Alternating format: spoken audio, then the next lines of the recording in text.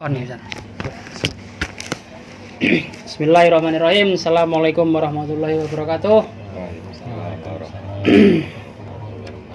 Alhamdulillah kita bisa berkumpul kembali dan kita menyapa sobat-sobat teman-teman yang jauh di sana. Oke teman-teman, kita teman-teman di majelis ini, Pak Ketua dan para jamaah 2-3 orang. Di sini kita mau berbagi informasi atau berbagi pengalaman seputar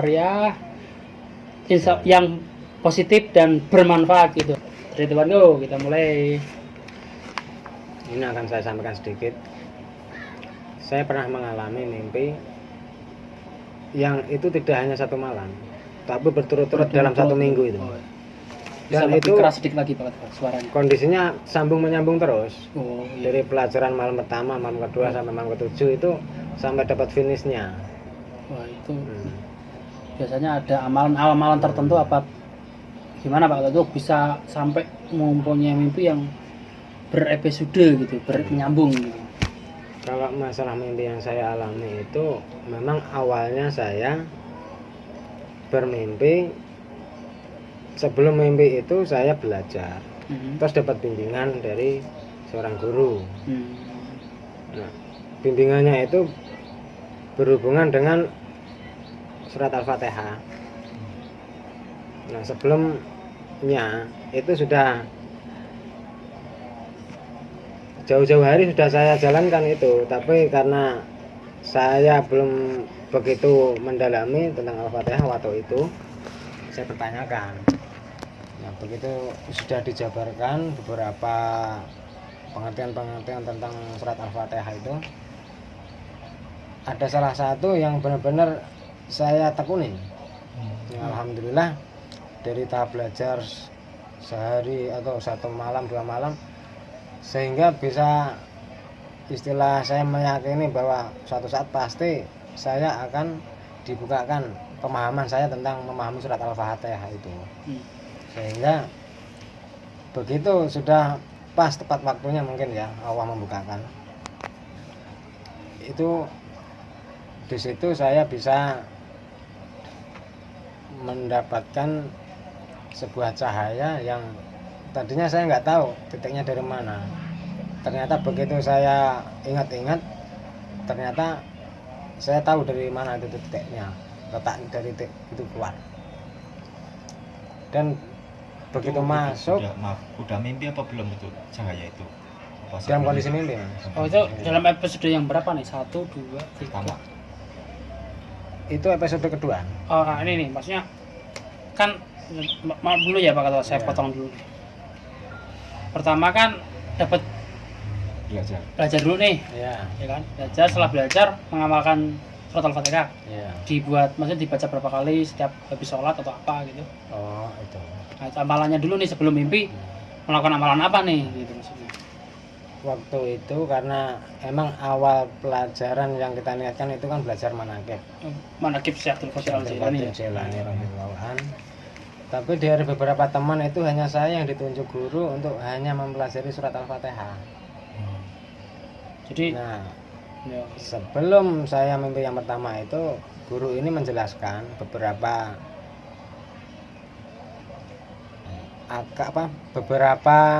pengertian tentang surat Al-Fatihah atau fungsi-fungsi surat Al-Fatihah itu. Nah, di situ ada salah satu yang pernah saya pelajari dan saya tekuni karena saya lebih yakin lagi karena begitu ada pembimbing. Makanya saya tekunin, alhamdulillah itu ada kejadian di situ. Yang malam pertamanya itu begitu ada sinar itu, saya lebih yakin lagi. Terus saya baca surat Al-Fatihah itu, disitulah mulai ada pembukaan. Dan jadi, sinar itu mendekat dengan sendiri. Ini mimpi terus masuk. Ini mimpi nih ya? Mimpi hari pertama. Iya. Tapi terus keluar lagi. Oh keluar lagi. Terus yang mimpi yang kedua. Mimpi kedua. Saya amalkan lagi, itu keluar lagi, terus masuk. Dan kondisi badan saya itu beda dengan hari-hari biasa. Gini, setelah yang mimpi kedua nih, saya itu masuk lagi. Iya. Terus bangun tidur nih. Itu badan terasa beda, maksudnya atau gimana? Iya, bedanya lebih tenang, Oh, lebih tenang. terus lebih lembut, kondisi dalam bicara pun sedikit sekali. Karena hanya merasakan dari cahaya itu memang beda. Itu masa gini, Mas. Ketika mimpi itu seakan-akan kayak mimpi itu kan macam-macam ya. Iya. Ada yang kayak nyata gitu, maksudnya kayak kita tuh seakan-akan mimpi itu bukan kayak bunga tidur gitu loh, tapi benar-benar kayak merasakan gitu loh. Iya, itu memang merasakan. Merasakan seperti itu. Tapi memang posisi kita tidur tapi Kita merasakan tidur gitu ya. badannya, tapi jiwanya termasuk itu kondisi kayak sadar gitu. Oh, iya. Ini mimpi yang terjaga Iya. lah menurut banyak versi kan begitu. Karena sebelum tidur itu saya memang sudah ada niat, satu sholat tobat, kedua sholat hajat. Oh, sebelum tidur. Iya. Terus ngapalin surat Al-Fatihah berapa kali gitu? Nah, surat Al-Fatihah itu saya baca terus menerus sampai saya Tidur. tidur. Oh, bangun waktu Jadi mau nggak tidur itu terhitung. nggak terhitung. Baca terus surat Al-Fatihah. Oh. Jadi karena kita kan disuruh belajar ikhlas membaca surat Al-Fatihah. Kita kan nggak tahu dari beberapa surat Al-Fatihah yang kita baca berapa kali itu kita nggak tahu yang mana yang ikhlas. Jadi di situ letak kita yang nggak bisa menentukan. Makanya saya nggak mau menentukan sekian kali, nggak bisa mas. Karena kalau masih terhitung itu belum tentu masuk ke tahap ikhlas. Karena ikhlas itu yang nggak ada istilah harapan atau keinginan, ya kan? Atau cita-cita nanti biar begini. Itu kan menghapus semua keikhlasan itu. Iya. Sehingga saya beranggapan mudah-mudahan jiwa raga saya ini dalam kondisi sadar ketika nanti Allah membukakan tentang fungsi-fungsi atau kaidah-kaidah surat Al-Fatihah itu. Terus next mimpi yang ketiganya apa? Nah, yang ketiganya begitu saya udah mendapatkan sinar itu, dari sinar itu keluar jadi dua. Nah, sinar dua itu di kanan dan di sebelah kiri saya jadi sosok manusia masih kondisi di bawah remaja tapi di atas balita, kira-kira ya antara umur 13-14 tahun lah. Itu usia apa namanya, di bawah remaja tapi di atas balita, balita. Usia puber lah ya. Pokoknya itu sudah mulai SMP ya sekitar. Iya, sampai usia pubertas. Nah, beliau menyambut saya dengan memperkenalkan diri, yang sebelah kanan itu Hasan, yang kiri Husain. Nah itu terus beliau menuntun saya, yang tadinya itu saya dari makam itu terus dituntun ketemu ke tempatnya Bait Yai Munir Abdullah. Di situ berhenti sejenak, suruh berdoa supaya mendapatkan barokahnya ulama. Setelah itu saya ngajak ke pinggir kali, sebelah kampung. Diajak ke pinggir kali ya. Dari situ turun, ngajak turun karena waktu itu kemarau. Sungai itu kan biasanya airnya kan di sebelah barat, sebelah timurnya kan pasir itu yang luas itu kan buat main bola.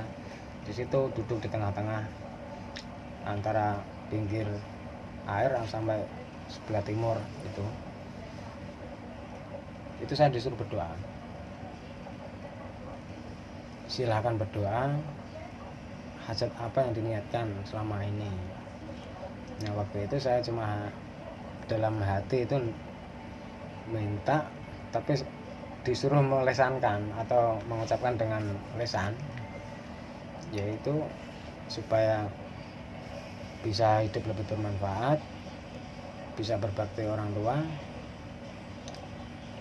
bisa berguna untuk agama, untuk negara. Pokoknya intinya mah supaya bermanfaat untuk orang banyak lah, sambil menghidupkan agama. Nah dari situ turunlah ada sinar antara warna emas dan warna hijau dari langit arah kiblat. Jadi seolah itu memang kayak waktu kalau dalam film Sunan Kalijaga itu sinar warna hijau dan warna emas itu bergabung nyatu masuk dada. Itu udah mimpi terakhir apa mimpi? Itu baru mimpi keempat. Nah, setelahnya itu Pak? Nah, setelah itu mimpi kelima ya. mimpi kelimanya dua anak ini masuk lagi. Jadi sinar lagi. Iya, jadi sinetron langsung mungkin bergabung dengan warna sinar yang hijau dan warna emas itu tadi, menyatu dalam tubuh dan luar biasa rasanya, Mas. Iya. Nah, Ini maksudnya saya mau potong dulu. Sinar tadi kan berubah menjadi anak yang menyebutkan nama Hasan dan Husain ya. Maksudnya nggak disebutkan Hasan Husain bin siapa enggak kan? Ya ini hanya Hasan dan Husain gitulah ya, maksudnya begitu. Allah alam nih ya kan, maksudnya nama Hasan Husain ini apa? Ini kan kita belum tahu nih. makanya dari situ saya kan terinspirasi bahwa suatu saat nanti kalau waktu itu kan saya memang baru SMP ya. Kalau istilah di umur saya waktu mimpi itu saya baru sanawiyah antara kelas 1 dan kelas 2.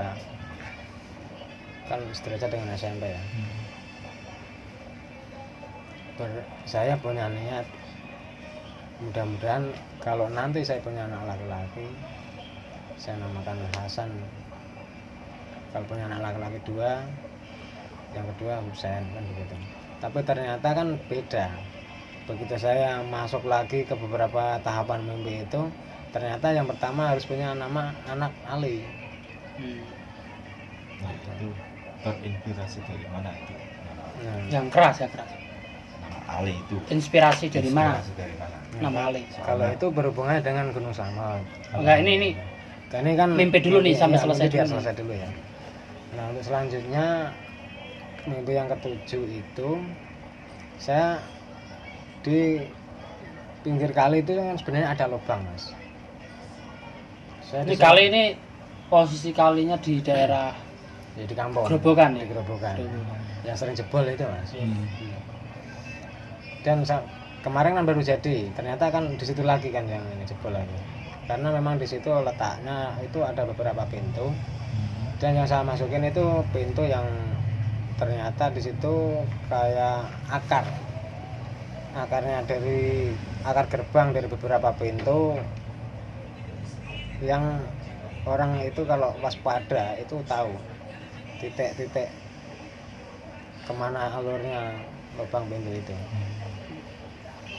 karena itu berhubungan dengan namanya Gunung Sabuk Jagat, satu lubang itu, dan saya pernah mengalami masuk. Nah, dipotong nih.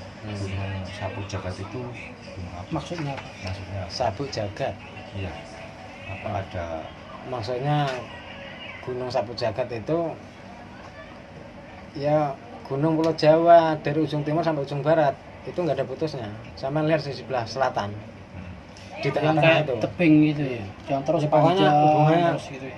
dari gunung paling timur sampai ke ujung kulon itu ada.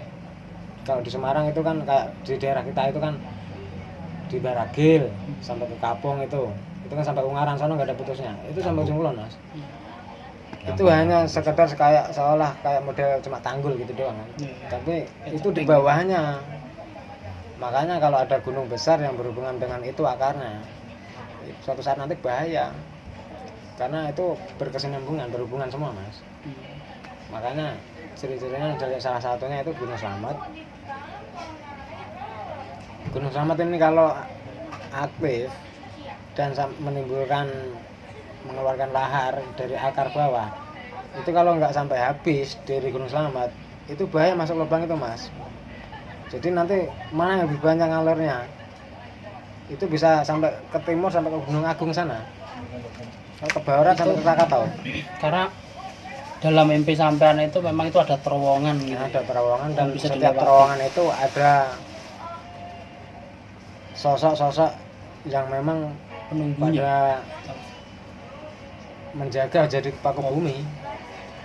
Itu yang menjaga apa itu di mimpi sampean itu di setiap pos atau ya setiap gunung apa yang menjaga tuh sosok Rata-rata apa? sih setiap lubang pintu itu mendekati pantai. Jadi seolah-olah itu setiap pesisir pantai selatan sana itu kalau ada pintu itu rata-rata masuknya pasti lubang-lubang itu. Entah itu orang yang bertapa berapa puluh tahun, tapi tujuannya diantaranya itu perintah Allah jadi paku bumi di situ. Jadi buat tapi enggak, maksudnya yang menjadi paku bumi itu memperkenalkan kesampean enggak atau itu rahasia mas, nggak boleh. Karena sekarang kan udah ramai, udah kemana-mana itu kan sering jadi wisata. Jadi nanti hawa, kalau istilah mistisnya itu nanti akan hilang dengan kondisi keramaian. Kan sekarang umum kan, istilah makam aja sekarang udah jadi biasa. Keramatannya itu loh. Semakin Ya, banyak orang memang semakin ramai itu akan hilang. keramatnya mungkin kurang. Bahkan malah jadi wisata, kan lucu. Ya wisata religi ya nggak apa-apa. Ya nggak apa-apa, itu bagi yang paham. Kalau nggak paham kan udah bawa pacar ke sono ke sini nggak jelas. Mending kalau nggak yang enggak. Itu kan yang rawan seperti itu. Jadi kasihan yang tinggal di situ tuh malah jadi nggak betah. Bukannya semakin tenang malah semakin panas. Karena hawa dari manusia itu sendiri. Nah gimana? Udah sampai mimpi terakhir ya, mimpi yang ketujuh. Mimpi yang ketujuh itu sebenarnya sangat lama dan sangat panjang. Itu hampir sampai subuh saya. Karena itu ada 2 pembimbing yang nggak boleh saya sebutkan karena itu mengkhawatirkan. Karena itu sangat dikenal oleh kalangan ulama dan tokoh-tokoh yang ya jangan disebutkan nama lah. Ya. Beliau hanya menunggu kemanapun saya pergi dan membimbing, mengarahkan, memperkenalkan kita akan ke sana bertemu si fulan. Begitu bertemu, perkenalan, baca surat Al-Fatihah supaya sama-sama membuka. Dan setelah terjadi seperti itu ada daya ikat mas, karena Al-Fatihah itu mengikat sampai kapanpun. Makanya ketika saya begitu sudah diarahkan oleh beberapa guru yang alhamdulillahnya bisa tahu benar fungsi-fungsi Al-Fatihah itu. Kalau yang ketujuh itu saya pertama itu ke timur dulu mas. Jawa Timur apa daerah timur? Saya nggak tahu, pokoknya intinya masuk lubang itu arahnya ke timur terus. Begitu keluar itu ke Gunung Agung. Gunung Agung itu di mana ya? Gunung Agung di Bali kan? Oh Bali. Begitu dari Gunung Agung keluar, saya lewat laut mas. Itu naik batu berjalan. Itu dibimbing oleh tadi iya, dua ulama tadi ya. Begitu udah sampai Demak, ganti perahu. Batunya ganti perahu. Enggak, ganti perahu. Karena memang untuk yang di batu itu tadi wejangan udah selesai dan ganti lagi. Ganti wejangan, ganti. Ketika maksudnya gini, bisa diinformasikan nggak? Ketika di batu itu tadi kan dibimbing oleh 2 tokoh ya. Itu wejangannya bisa disampaikan ke teman-teman semua atau khusus? Oh itu nggak boleh karena memang pesannya begitu. Cukup dikasih kiasan, boleh digambarkan. Boleh kalau kiasannya seperti apa? Intinya dimanapun kita berada, batu itu kadang bisa dikatakan sebuah logika simbol ya. Batu itu sebuah simbol sekeras apapun, seberat apapun manusia itu bisa dikatakan pasti terangkat. Tergantung kita yang terangkat ini kejelekannya apa kebaikannya, pahalanya apa dosanya yang dikenal masyarakat itu.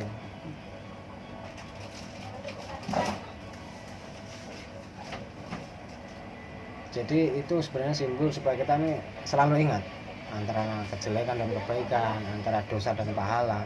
Karena itu terus mengikuti kita seperti kematian, Mas.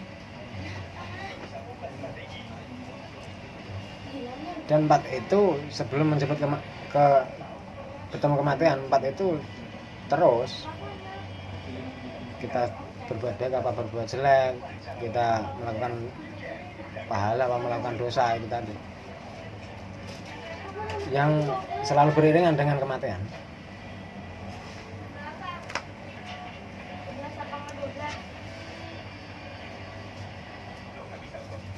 Setelah pindah perahu tadi. Begitu sudah pindah ke perahu itu pakai obor zaman dulu, Malam hari berarti. malam hari. Bawa obor. Karena itu sudah di pinggir, kalau berarti tadi di tengah. Karena kalau di tengah kan ombaknya lebih gede lebih ini, jadi biar tenang jalannya.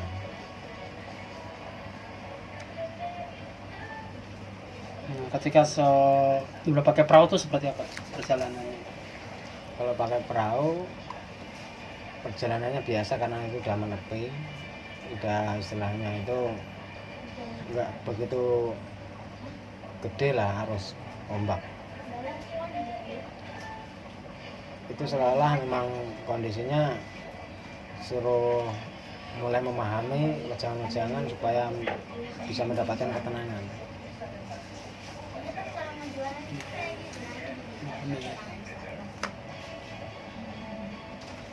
Itu sudah mimpi yang 7 ya terakhir ya. Itu masih mas, perahu itu ternyata masih nyambung masuk ke jalur sungai sampai ke titik itu lagi. Ke titik mana? Ya dari kita masuk lubang sampai ke temu Gunung Agung tadi. Jadi awal zaman masuk. Iya, itu Ke kali itu ya. iya, gitu ke itu lagi, masuk lagi gantian ke barat. Itu sampai kamu sebelum sampai ujung kulon itu yang benar-benar saya ingat, saya tahu siapa beliau. Itu yang namanya itu di Pantai Pamempak. Nama pantainya. Itu daerah kalau sekarang itu namanya Pamempak. Itu kalau nggak salah itu daerah Garut. Di situ ternyata tapak tilasnya Pak Karno yang punya hari-hari tertentu beliau menjalankan pertapaan di situ untuk bertemu salah satunya Ratu Kidul. Itu sampean mengetahui bahwa situ pertapaan Bung Karno itu dari mimpi juga apa? Iya. Dari mimpi juga. Dari mimpi Dikasih juga. tahu gitu atau gimana? Sama apa Kan, mimpi? iya, diarahkan bahwa ini adalah sosok proklamator perjalanan Enggak, pasti sampean dalam mimpi itu melewati tempat pertapanya Bung Karno. Atau sampean tahu Bung Karno lagi bertapa gitu atau gimana? Memang sengaja kita menuju ke situ. Ketika ke sana terus yang dilihat apa? Iya, bertemu Pak Karno. Foto. Iya, dalam kondisi sedang menjalankan kalau nggak salah itu puasa sudah 35 hari. Itu kan nggak salah kan 40 hari. Yang sering. Tapi sempat ngobrol atau wawancara atau apa itu dengan Bung Karno? Iya, beliau di situ menyampaikan bahwa suatu saat nanti saya punya amanah di sini, harus ada yang mengambil. Karena ini amanah buat negara. Saya nggak tahu isinya apa. Dan beliau sudah ngasih kode bahwa ketika nanti suatu saat sudah waktunya, itu akan ada sosok pemuda yang datang ke sini bertemu dengan seorang ibu, nenek lah, yang sudah tua, yang beliau itu bawa peti untuk membuktikan apa yang dibawa oleh anak muda ini benar apa enggak. Kalau benar, peti itu akan terbuka dan amanah itu akan diserahkan ke anak muda itu untuk negara Indonesia. Salah satunya begitu. Karena di situ ada tertulis nama pemuda itu di situ, di kotak itu. Ya ini nggak usah disebutkan namanya kan? Nggak boleh. Kalau nama itu sensitif soalnya. Nah, lalu lanjut setelah lewat dari Setelah itu disuruh sowan lagi sampai ke ujung kulon, saya nggak tahu namanya. Jadi mah keluar daripada gua itu, kita nyebrang kurang lebih kalau sekarang itu kalau pakai alat perahu mesin itu ya paling 15 menit. Karena waktu itu kan itu di luar logika ya, perjalanannya lewat mimpi dan kondisinya pun nggak pakai mesin tapi bisa berjalan, sedangkan nggak ada tenaga yang ngeluarin tenaga buat Gayung ngolah, gitu. gayung ya, tapi bisa jalan kan kita nggak tahu. Itu perjalanannya begitu sampai di salah satu pulau kita masuk naik dan di situ emang ada gapura gede seolah kayak model kerajaan. Terus nanjak naik terus bertemu sosok orang tua. Ternyata beliau juga mungkin santrinya atau memang kalau sekarang itu yang jadi juru kunci gitu ya. Itu menuntun kita bertiga sampai ke atas. Begitu kita sampai sana diperkenalkan.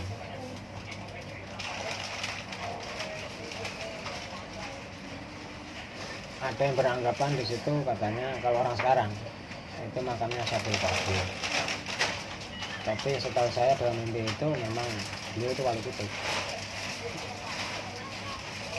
Tapi kan ini kan banyak juga kalau yang real ya, katanya Iya. kita kan makam Syabul Qadir di Iya. negeri Baghdad sana. di Irak atau di mana gitu kan. Soalnya kan versinya kan Banyak versi dan itu kan memang banyak tapak telas.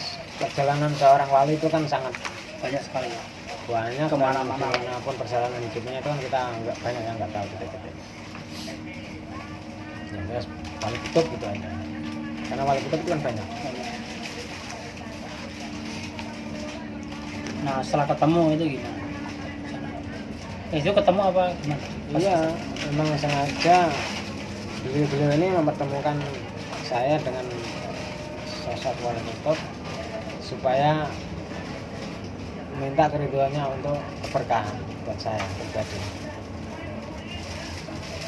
Ada wejangan-wejangan yang disampaikan kepada sampean atau enggak? Ya karena kalau masalah perjalanan ini kan emang sifatnya pribadi ya. Tapi mungkin apa ya nilai-nilai dari sampai kesimpulan-kesimpulan lah ya, mungkin bisa Kesimpulan itu disampaikan ke bahwa pesan beliau dianggap pesan gitu aja ya. Pesan beliau buat saya dan mungkin buat generasi atau teman semuanya ya. Seorang pemuda itu diibaratkan seperti mendung. Apa itu? Mendung. Sangat cepat sekali. Berjalan tahu-tahu lewat aja. Maksudnya masa muda, masa remaja itu sangat singkat waktunya. Jangan disia-siakan. Diusahakan semaksimal mungkin supaya hidup ini bermanfaat.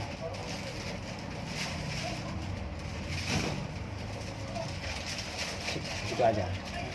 Secara kata memang umur ya, umur itu tahu-tahu yang remaja, dewasa atau tua ya cepet banget gitu. Kalau yang saya pernah tanya juga gitu ke teman-teman yang sudah sepuh gitu, kayaknya tuh umur tuh cepet banget gitu. Padahal ya kadang-kadang ya biasa-biasa aja sih ya jalaninnya, cuma kok tapi memang banyak sih yang ngomong seperti itu gitu. Cepet banget. Nah setelah itu gimana? Setelah sudah diberikan nasihat apa itu pamitan pulang atau gimana? Iya, karena kita tahu beliau itu memang tugasnya itu kan nggak seperti kita ya. Begitu kita sowan aja sudah kita minta izin keriduannya untuk kita bisa istilahnya ngobrol gitu, tapi yang lebih bermanfaat intinya buat perjalanan saya. Nah, setelah itu kita berpamitan, terus sebelum pamitan kan saya minta doa berkah. Alhamdulillah dengan senang hati beliau pun mendoakan untuk keberkahan saya. Dan ketika terakhir saya mau keluar dari area itu pun ada tanda sesuatu juga, supaya kalau bisa secara dohir itu saya hadir ke sana lagi, tapi nggak tahu kapan. Dohir ya? Secara dohir maksudnya secara nyata begini, suruh diundang, Datang. diharapkan suatu saat nanti kalau bisa hadir ke sini untuk membuktikan pertemuan ini, istilah bahasanya begitu. Tapi saya nggak tahu kapan bisa bertemu secara Yang di dohir. Kulon ya?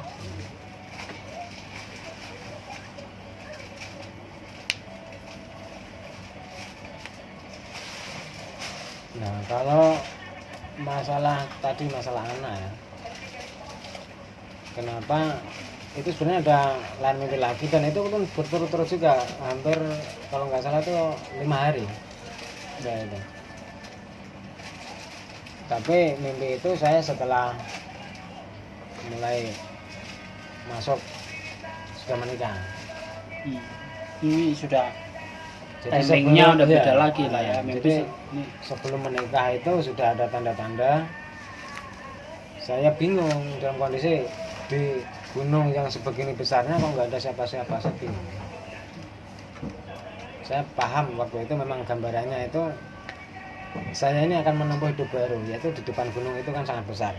Jadi seolah-olah itu hidup yang baru ini nanti begitu seumpama dikatakan kita mau berjalan, itu seolah-olah kita ini mau naik ke puncak gunung itu, entah godaannya, entah perjalanan hidupnya gitu kan. Saya tuh sampai sempat kebingungan, sampai ya mungkin karena lapar ya, kecapean, ketiduran di situ. Jadi udah kondisi tidur mimpi, dan mimpi itu tidur itu mimpi lagi. mantap. Double. Ya, jadi istilahnya itu di dalam rahasia itu ada rahasia, Mas. Dan itu memang benar. Kalau ini mimpi di mana nih? Gunung Slamet tadi. Di lerengnya Gunung Slamet. Lereng. Saya nggak tahu itu sebelah mana, nggak tahu. Nah, di dalam mimpi itu saya melihat bahwa Gunung Slamet itu mengeluarkan lahar. Terus kondisinya begitu saya melihat itu, saya langsung nyari gua masuk. Nah, di gua itu saya masuk terus. Tahu-tahu saya itu begitu keluar itu lahar ternyata di area bawah, bukan di area atas. Jadi saya begitu keluar dari gua yang bawah sampai ke atas itu tadi melewati lahar. Nah, di situ saya mulai melihat kondisi matahari, kayaknya udah waktunya sholat. Nggak tahu waktu itu, intinya masa penting saya begitu nyari air buat mandi terus wudhu. Tapi di situ saya menemukan ada makam ya, dan juga tempat wudhu dan sumur tua ya. Terus saya di situ istilahnya itu saya pamit mau numpang mandi dan juga numpang sholat di situ wudhu. Setelah itu saya kirim Fatihah siapapun yang ada di sini, saya nggak tahu dan belum kenal, supaya saya istilahnya tuh nggak mengganggu. Tujuannya bersilaturahmi. Nah, ketika selesai sholat dan saya kirim Fatihah buat yang ada di makam situ, saya nggak tahu namanya. Selesai itu saya mau turun, itu ada suara bahwa saya disuruh maju ke depan lagi mendekati pohon. Pohon itu sangat besar dan kering, nggak ada daun. Suruh melihat sampai ada sesuatu yang keluar. Saya lihat pohon itu, saya liatin terus. Akhirnya keluarlah itu. Pertama ada sangkar, kedua burung. Nah, di situ ada, di dalam sangkar itu ada burung perkutut warnanya emas. Sangkarnya juga emas. Nah, setelah itu saya langsung terbangun dalam mimpi itu. Ketika tidur di kaki gunung itu, saya juga terbangun lagi di tidur saya. Dan itu jaraknya lama, Mas, untuk nyambung ke situ. Nah, setelah begitu tahu istri saya udah hamil, kalau nggak salah itu 4 bulan, saya mimpi lagi ke situ lagi, nyambung itu. Jadi begitu mimpi lagi, sangkar dan burung itu suruh bawa pulang. Bawalah itu sangkar dan burung, karena itu nanti akan ada hubungannya dengan anakmu. Nah, Setelah itu saya terbangun lagi. Jadi seolah itu sebentar tapi memang lama. Mungkin karena perjalanannya untuk menempuh situ kali yang lama ya. Terus mimpi lagi. Begitu udah menginjak 5 bulan kalau nggak salah usia kandungan saya yang pertama. Begitu mau turun, jangan turun dulu karena pesan saya belum selesai. Bahwa nanti anakmu yang pertama ini lahir laki-laki. Dikasih tanggal, dikasih bulan, dikasih hari. Nanti namanya ini. Terserah selanjutnya mau dikasih nama apa, yang penting yang depannya Ali. Karena itu nanti ada hubungannya dengan yang kau rencanakan, yaitu Hasan dan Husain. Makanya sumbernya dari Ali. Kalau pengen punya Hasan Husain harus punya Ali. Dibikin. Setelah itu saya terbangun, saya pun langsung nyoret itu tulisan tanggalan. Kalender saya buletin. Istri nanya, kok bangun tidur tahu nyari kalender buat apa? Tadi saya bertemu orang tua bahwa beliau berpesan nanti si jabang bayi ini akan lahir hari ini, tanggalnya ini, bulan ini.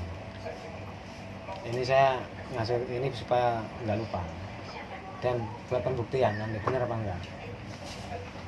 Dan ketika sudah waktunya menuju bulanin kan di kampung, saya ke kampung, saya pesan ke orang tua bahwa sebelum tanggal ini, hari ini, bulan ini nanti waktunya lahiran. Tapi kalau bisa 2 hari atau sehari sebelumnya siap-siap untuk ke Tangerang. Ya karena mungkin kabar itu udah lama ya, jadi orang tua itu juga nggak ngeh.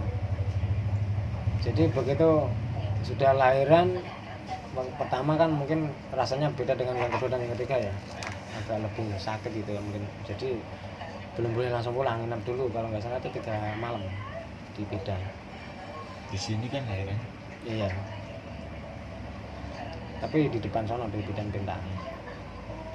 Jadi dan sangat beda sekali cuacanya. Jadi habis subuh itu kurang lebih jam 5-an saya ke tempat bidan. Itu kondisinya memang dari jam 11 malam itu udah gerimis terus. Sampai saya keluar ngantar istri ke tempat bidan itu pun masih gerimis terus. Kondisi gelap. Sampai lahiran pun begitu. Jadi kondisi saya menunggu lahirannya si jabang bayi ini dalam kondisi sendiri dan di teras. Mau dekatan istri pun nggak boleh sama bidan karena udah masuk di ruangan itu lahirannya.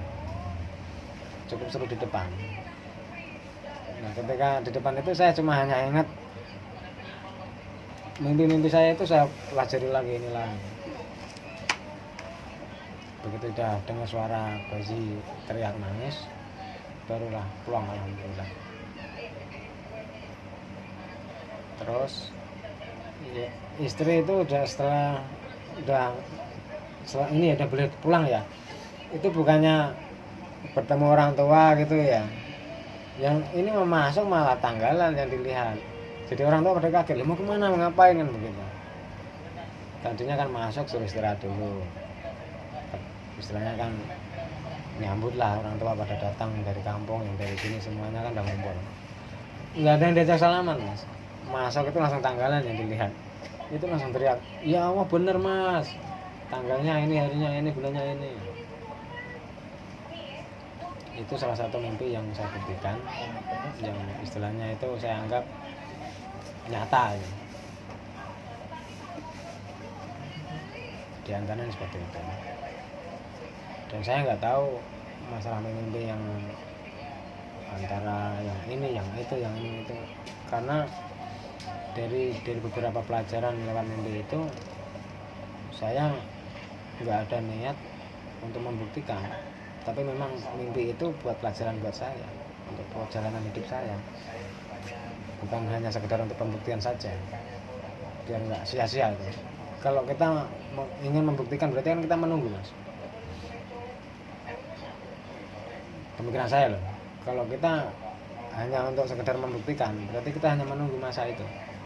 Tapi kalau itu kita anggap sebagai pelajaran perjalanan hidup kita ke depannya itu supaya lebih aman dan lebih bermanfaat. Insya Allah mempelajari pelajaran lewat mimpi itu beda. Tidak hanya ditulis, kalau menunggu kan paling ditulis terus dianggap karya gitu doang. Jadi istilahnya untuk jadikan pelajaran kita sehari-hari itu nggak ada. Makanya saya anggap itu pelajaran buat saya supaya kedepannya nanti lebih aman dan lebih fokus untuk titik-titik.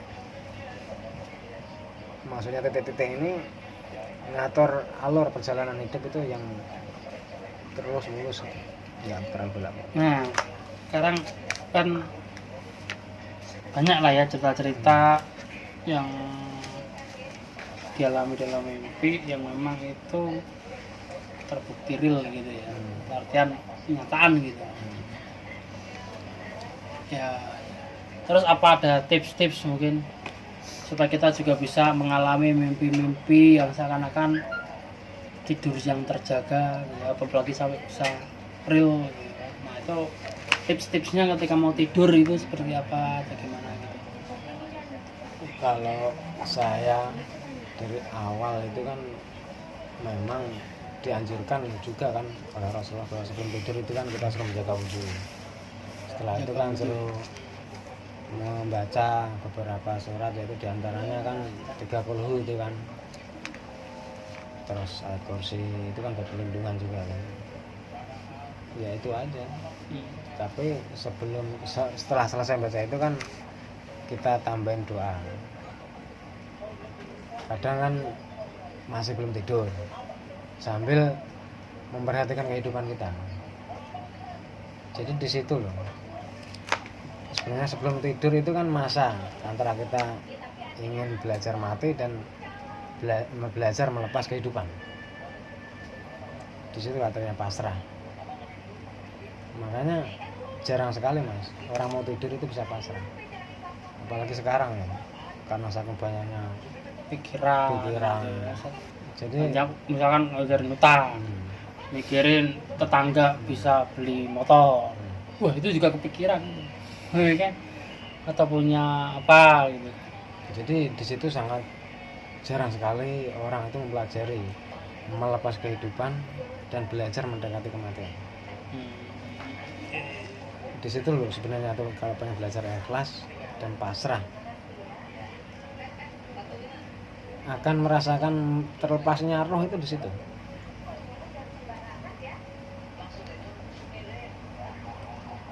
Gimana Mas Amir? Ada yang perlu digali atau ditanyakan atau apa seputar atau pengen mengalami mimpi-mimpi yang keren juga mungkin? Gimana ya? Oh ya, ini ada bocoran. Maksudnya ada, saya ingat dulu waktu di Malaysia itu saya punya teman yang beliau itu aslinya dari Banyumas. Itu saya tanya, berhubungan dengan Gunung Slamet itu saya tanya, Mas, apakah di Gunung Slamet sono itu di antara salah satu puncak di atas itu ada salah satu makam? Iya Mas, saya pernah mendengar tetangga saya di sana itu ada makam. Ciri-cirinya bagaimana makam itu Mas? Tak tanya begitu kan. Itu makam hanya tanda batu 2, terus sebelah kirinya itu ada sumur toa dan tempat wudhu. Memang benar. Terus apakah di situ ada sebelah timurnya ada jalan setapak? Iya. Terus ada pohon besar kering? Iya. Oh, berarti itu. Nah di situ ternyata beliau pernah bertanya ke temannya itu, di situ jarang sekali orang bisa naik, bisa sampai di situ. Dan di situ dari temannya itu yang sering ziarah ke situ tuh dia bernama Syekh Kiman. Orang Indonesia atau orang? Nggak tahu. Atau Intinya mah beliau menyampaikan bahwa nama orang yang ada di situ makamnya itu namanya Syekh Kiman. nggak tahu itu nama aslinya siapa.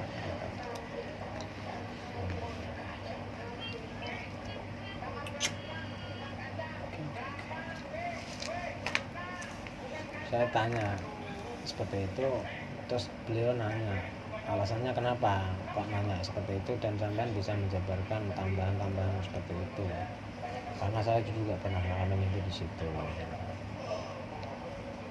Karena itu ada salah satu perjalanan hidup buat saya di masa saya menempuh hidup baru dan mempunyai anak yang pertama, itu gambaran dari situ. Tapi teman Saman itu nggak tahu Syekh Giman itu siapa itu, nggak tahu. Dan temannya ini nggak mau menceritakan terlalu ini, karena itu sangat jarang. Maksudnya itu kan kabar berita itu nggak didengar orang banyak, dikhawatirkan nanti menimbulkan fitnah. Cukup tahu bahwa di sana itu ada Paku Bumi gitu, Paku Bumi gitu.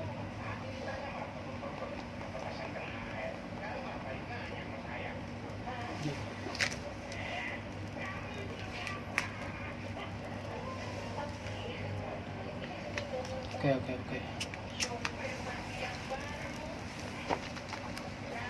Udah cukup.